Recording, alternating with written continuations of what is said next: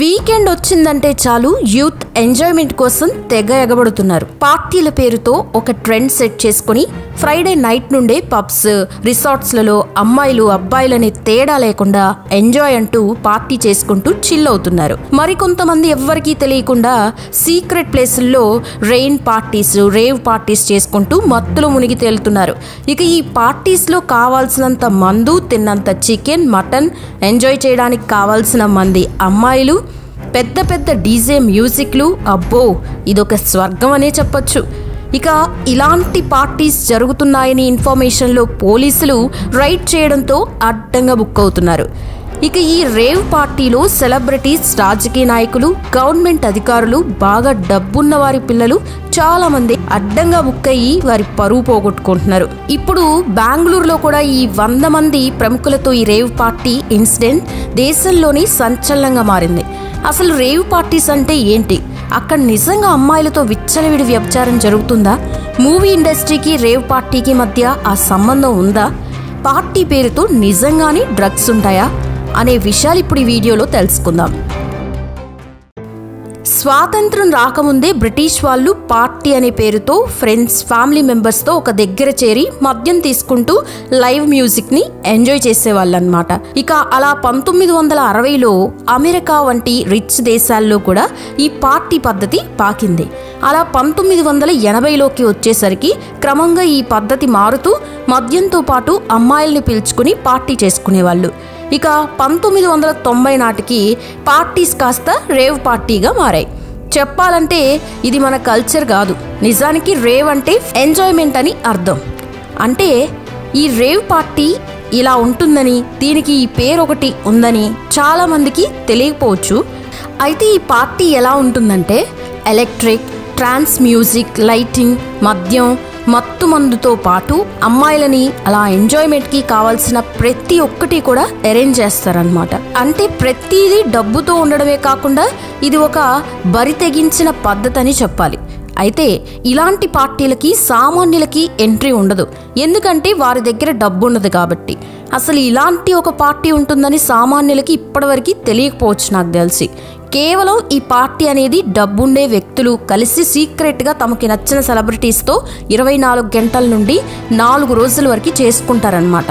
అప్పుడప్పుడు సినిమాల్లో కూడా ఇటువంటి సీన్స్ మనకి చూపిస్తూ ఉంటారు కదా. మరి ఈ పార్టీస్ ఎవరు చేస్తారంటే డబ్బుండే సెలబ్రిటీస్ లేదా పొలిటీషియన్ కొడుకులు తమ బర్త్డేలకి, ఇతర అకేషన్స్ కోసం తమ క్లోజ్ ఫ్రెండ్స్తో సెలబ్రేట్ చేసుకోవడానికి సిటీ అవుట్స్కట్స్లో ఉండే లగ్జరీ విల్లాస్ లేక ఫామ్ హౌస్లలో అరేంజ్ చేసుకుంటారనమాట. ఇక ఈ పార్టీలో మెయిన్గా అమ్మాయిలే సెంటర్ ఆఫ్ అట్రాక్షన్ కాబట్టి ఆ పార్టీలో పాల్గొనే అతిథులకి నచ్చే సీరియల్, సినిమా ఆర్టిస్టులని కానీ లేక మోడల్స్ని కానీ డబ్బిచ్చి అరేంజ్ చేస్తారు. అందుకోసమే పింప్స్ని కూడా కాంటాక్ట్ చేస్తారు. పింప్ అంటే అమ్మాయిల్ని సప్లై చేసేవారని అర్థం అనమాట.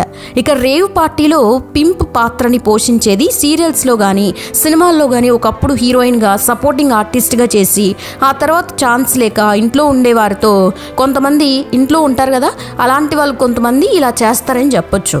ఇక అమ్మాయిలు డబ్బు అవసరం ఉండి సినిమా, సీరియల్స్లోకి వస్తారు కాబట్టి ఈ పింప్స్ ఆ ఆర్టిస్టులకి ఎక్కువ డబ్బు ఆశ చూపించి 2 రోజులకి వారిని బుక్ చేసి ఆ పార్టీకి తీసుకెళ్తారు. ఇక సినిమా ఆర్టిస్టులకు కూడా వారి మార్కెట్ రేట్ని బట్టి ఫిక్స్ చేస్తారు. కొత్త హీరోయిన్ అయితే ఒక రేట్ని, 4-5 హిట్ మూవీస్ చేస్తే మరో రేట్ని, స్టార్ హీరోయిన్ అయితే ఎక్కువ రేట్ ఫిక్స్ చేసి రేవ్ పార్టీలోకి తీసుకెళ్తారు. అప్పుడప్పుడు ఈ పింప్ పాత్రని కొంతమంది డైరెక్టర్స్, ప్రొడ్యూసర్స్ కూడా పోషిస్తారు. ఎందుకంటే రంగుల ప్రపంచం మొత్తం డబ్బుతోనే కనెక్ట్ అయి ఉంటుంది కాబట్టి ఫైనాన్షియల్ సపోర్ట్ కోసం ఇలా చేస్తారు. అంటే రేవ్ పార్టీకి మూవీ ఇండస్ట్రీకి బాగా దగ్గర సంబంధం ఉంటుందన్నమాట. దీన్ని బట్టి అర్థమవుతుంది కదా. అయితే మీరు ఎప్పుడైనా గమనించారా?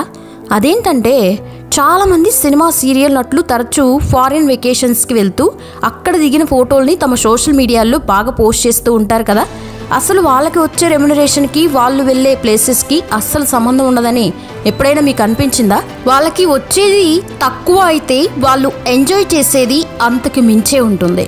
అసలు వారికి ఎలాంటి సినిమా ఛాన్స్ లేకుండా సీరియల్స్లో చిన్న చితగా పాత్రలు చేసేవారిని కూడా ఫారిన్ ఈవెంట్స్కి ఎందుకు పిలుస్తారనే డౌట్స్ మీకు ఎప్పుడు రాలేదా?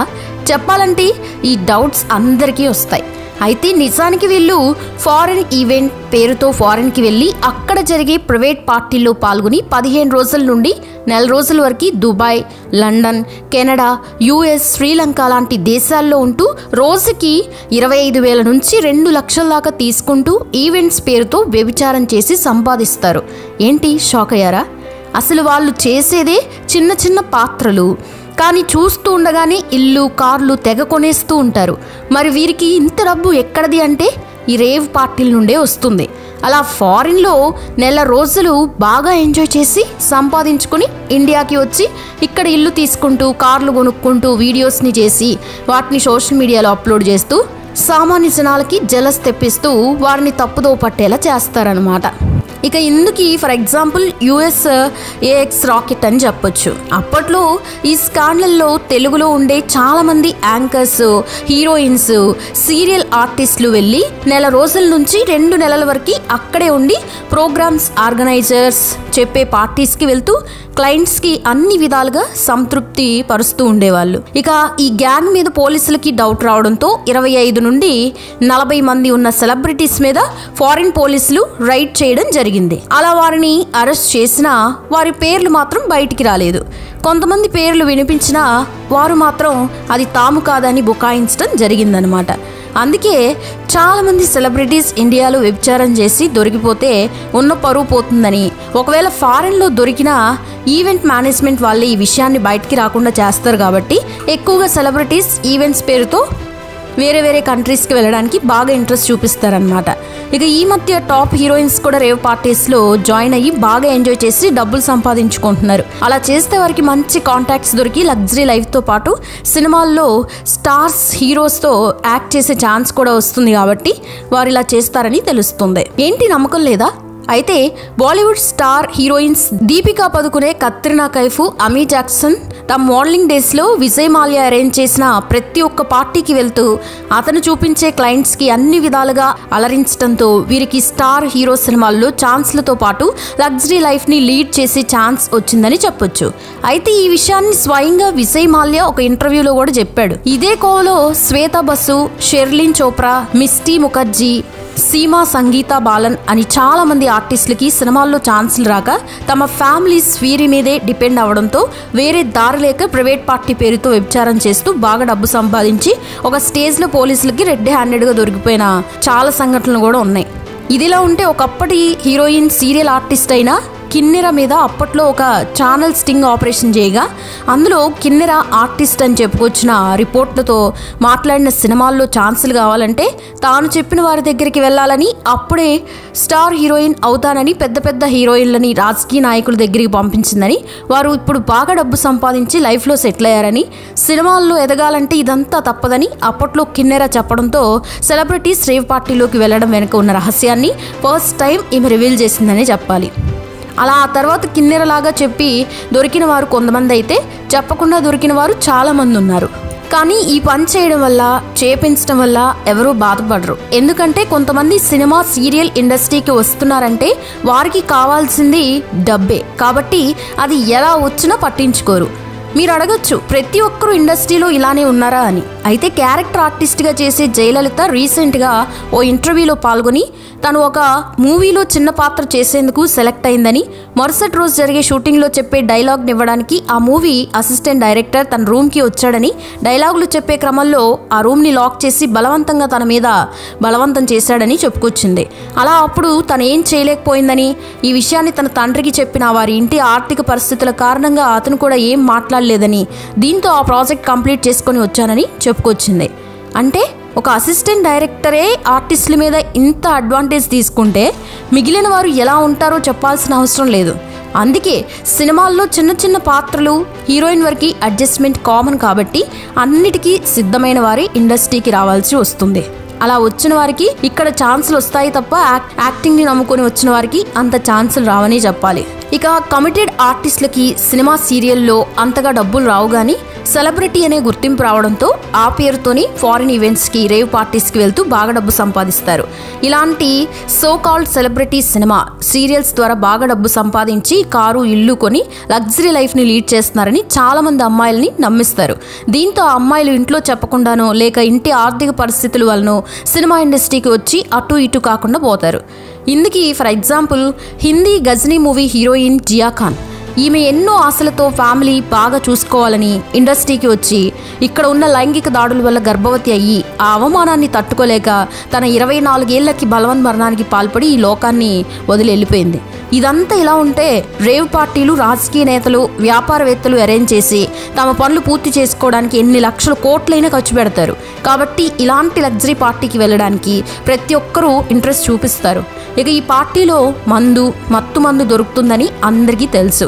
కానీ రీసెంట్గా ఎల్విష్ అనే యూట్యూబర్ ఇలాంటి రేవ్ పార్టీలో స్నేక్ బైట్ అనేది ఉంటుందని, అది తీసుకుంటే 4 నెలల నుండి 5 నెలల వరకు ఆ మత్తు అలాగే ఉంటుందని, ఇది కోబ్రా పాము యొక్క పాయిజన్ అని, దాని ధర మార్కెట్లో లీటర్కి 200 కోట్ల రూపాయలు ఉంటుందని, ఇలాంటి పార్టీలో స్నేక్ బైట్ తీసుకోవాలని ఎన్నో లక్షలు ఖర్చు పెడతారని, దీని ద్వారానే ఎల్విస్ కొద్ది రోజుల్లోనే కోట్లు సంపాదించాడని వార్తలు అప్పట్లో అయితే మీడియాలో హల్చలయ్యాయి. అలా ఆ తర్వాత తన మీద కేసు ఫైల్ చేసి అరెస్ట్ చేయడం కూడా జరిగింది. ఇక ఈ రేవ్ పార్టీ అంటే ఏదో ఒకటి కొత్తగా ట్రై చేస్తారని, ఆ మత్తు మందుల వల్ల 2 నుండి 3 రోజులు మత్తులోనే ఉంటారు కాబట్టి ఆ పార్టీ జరిగే ప్లేస్లో చిల్ రూమ్స్ని కూడా అరేంజ్ చేస్తారు. ఇక ఈ రూమ్స్లో వారికి నచ్చిన మోడల్ సెలబ్రిటీతో ఎంతసేపైనా ఎంజాయ్ చేయొచ్చు. ఇక ఒక్కోసారి డబ్బుల విషయంలో పెడ్లర్స్కి అమ్మాయిలు తీసుకొచ్చిన పిమ్స్కి గొడవలు వస్తే అక్కడ ఉండేవారు పోలీసులకి ఇన్ఫార్మ్ చేయడం లాంటివి చేస్తూ ఉంటారు. అలా వారిపై రైడ్ చేసి పట్టుకున్న పోలీసులు తమకి సెలబ్రిటీస్ పొలిటీషియన్స్ దొరికారని చెప్తారనమాట. కానీ వారి పేర్లను ఎక్కడ బయట పెట్టరు. ఇదిలా ఉంటే బెంగళూరులో ఆదివారం జరిగిన రేవ్ పార్టీ అనేది ఇప్పుడు బాగా సంచలనం రేపుతోంది. ఇక ఈ పార్టీని హైదరాబాద్కి చెందిన ఓ పొలిటీషియన్ కొడుకు తన బర్త్డే సందర్భంగా హైదరాబాద్లో ఇప్పుడు రేవ్ పార్టీలను నిషేధించిన కారణంగా బెంగళూరులోని జిఆర్ ఫామ్ హౌస్లో ఏర్పాటు చేశాడు. ఇక అక్కడికి చాలామంది రాజకీయ నేతలు, వ్యాపారవేత్తలు, సినిమా ఆర్టిస్టులు పాల్గొని పెద్ద ఎత్తున ఆ పార్టీని సెలబ్రేట్ చేసుకున్నారు. అలా వీరందరూ శుక్రవారం నుంచి రెచ్చిపోయి ఎంజాయ్ చేయడంతో ఈ విషయాన్ని తెలుసుకున్న బెంగళూరు పోలీసులు ఆదివారం మధ్యరాత్రి 3 గంటలకి ఫామ్ హౌస్పై రైడ్ చేసి 120 మందిని అరెస్ట్ చేసి అదుపులోకి తీసుకున్నారు. అయితే ఈ పార్టీలో క్యారెక్టర్ ఆర్టిస్ట్ హేమ కూడా ఉన్నట్లు వార్తలు రావడం, దానికి తోడు బెంగళూరు పోలీసులు హేమ ఫొటోస్ మీడియాకు రిలీజ్ చేయడంతో ఈ వార్తలు మీడియాలో హల్చలయ్యాయి. ఇక అదే సమయంలో హేమ ఒక వీడియోను రిలీజ్ చేస్తూ అందులో తాను బెంగళూరులో లేనని, హైదరాబాద్లోని ఫామ్ హౌస్లో తన ఫ్రెండ్స్తో చిల్ అవుతున్నానని చెప్తూ క్లారిటీ ఇచ్చింది. కానీ ఆ వీడియోలో హేమ వేసుకున్న డ్రెస్, పోలీసులు రిలీజ్ చేసిన ఫొటోస్లోని డ్రెస్ సేమ్ అవడం, అందుకు తోడు ఆ వీడియోలో తన వెనుకున్న బ్యాక్గ్రౌండ్ బెంగళూరులోని ఫామ్ హౌస్లో బ్యాక్గ్రౌండ్ సేమ్ అవడంతో హేమ కూడా ఇందులో పట్టుబడినట్టు అందరూ కన్ఫర్మ్ చేసుకున్నారు. ఇక హేమతో పాటు ఈమె ఫ్రెండ్ అయిన చిరంజీవిని కూడా పోలీసులు అరెస్ట్ చేసినట్టు తెలుస్తోంది. ఇదిలా ఉంటే హేమ రేవ్ పార్టీలో ఉండి హైదరాబాద్లో ఉన్నట్లు ఒక వీడియో రిలీజ్ చేసి అందరినీ తప్పుదో పట్టించినందుకు ఈమెపై పోలీసులు మరో కేసు కూడా ఫైల్ చేసినట్టయితే తెలుస్తోంది. ఇక బెంగళూరు పోలీసులు హేమ పేరు తప్ప 119 మంది పేర్లను బయటికి చెప్పకపోవడం చూస్తూ ఉంటే ఎప్పట్లాగానే 2-3 రోజుల తర్వాత ఈ ఇష్యూ కనుమరుగైపోతుందని చెప్పొచ్చు. ఎందుకంటే ఇప్పటికీ ఎవరి పేర్లు ఇంకా బయటకైతే రాలేదు. అక్కడ ఏదో ఒక సెటిల్మెంట్ జరిగే ఉంటుంది. ఇది ఫ్రెండ్స్, ఈ రేవ్ పార్టీ వెనుక ఉన్న కొన్ని నమ్మలేని నిజాలు. చూసారుగా, వీడియో చూస్తే మీకేమనిపించింది కామెంట్ సెక్షన్లో కామెంట్ చేయండి. వీడియో నచ్చితే లైక్ చేయండి, షేర్ చేయండి, ఛానల్ని సబ్స్క్రైబ్ చేయండి. Thanks for watching.